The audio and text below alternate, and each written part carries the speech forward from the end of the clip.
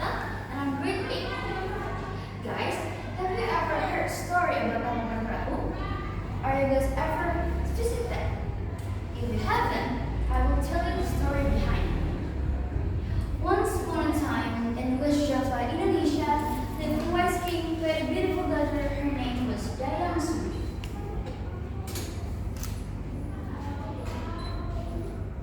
She liked weaving very much.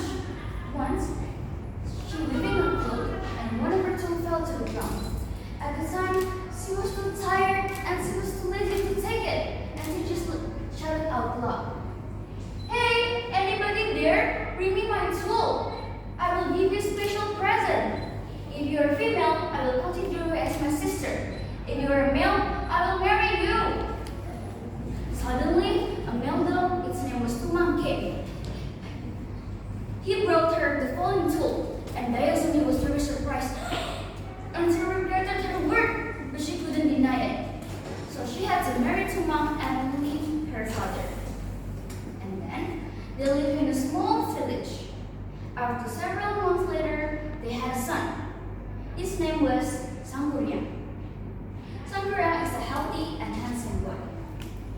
Sangkuriang liked hunting very much, using his arrow.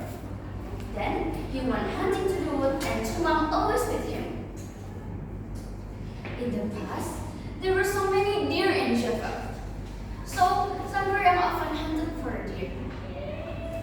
One day, Dayang wanted to have deer's heart, so she asked Sangkuriang to hunt for a deer. "Sangkuriang, please bring me deer's heart." Sangkuriang went to the wood with his arrow and his faithful dog, Tumang.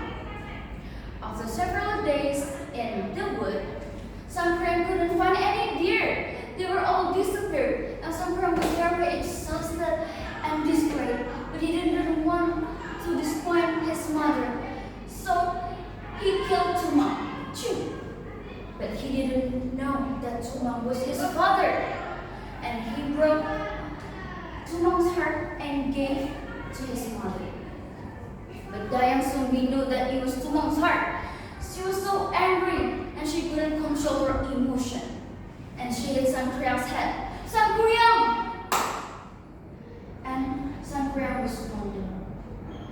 There was a scar in Sangkuriang's head. After that, Dayang repelled her son. "Sangkuriang, go away!" Then Sangkuriang left his mother in sadness. Many years passed. Sangkuriang became a young, strong man. He wandered everywhere. One day, he arrived in his own village, but he didn't realize that he met Dayang. At the time, Dayang was given an eternal beauty by God, so she stayed young forever. Both of them didn't know each other, so they fell in love and decided to marry.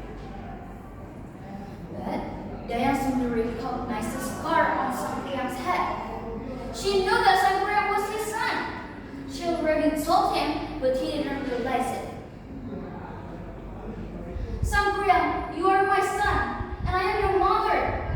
"No, I'm not your son, and you're not my mother." He still wished that they can be married soon. So Dayang gave him a very difficult condition. She wanted him to build a lake and a boat in one night. She said she needed that for honeymoon. "Okay, Sangkuriang, if you really want to marry me, please build me a lake and a boat in one night. I needed that for honeymoon." Sangkuriang agreed. In the help of genie and spirits, he tried to build them.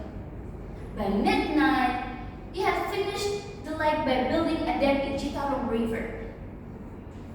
Then he tried to build a boat, but it is almost done when he nearly finished it. Meanwhile, Dayang kept watching on them. She was really worried when she noticed. So she made light in the east. Then the genie and spirits thought it was already done and it was the time for them to leave. And they left Sangkuriang alone. Sangkuriang couldn't finish the boat without their help. And Sangkuriang was very angry. "Hey, genie and spirits, come back! The boat haven't finished." Then they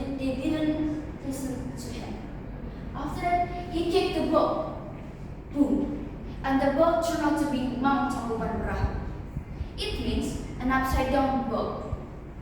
Then, until now, it's called mountain perahu. Why? Because when we see it from a distance, it looks like an upside down boat.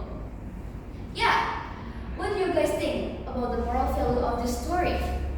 So, the moral value of this story is we shouldn't be blinded by love. And we should to learn to censor the reality. Yeah, I think that's all from me. Wassalamualaikum warahmatullahi wabarakatuh.